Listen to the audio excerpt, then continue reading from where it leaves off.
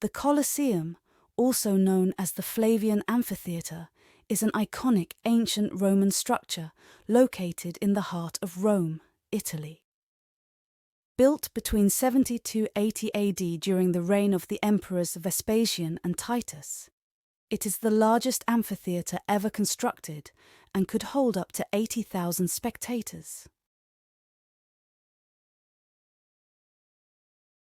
The Colosseum was primarily used for gladiatorial contests, public spectacles, and events such as animal hunts, mock sea battles, and executions.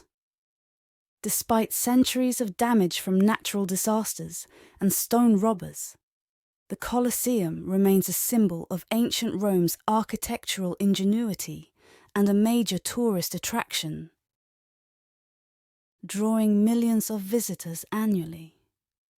Its enduring presence continues to evoke the grandeur of the Roman Empire and its rich historical legacy,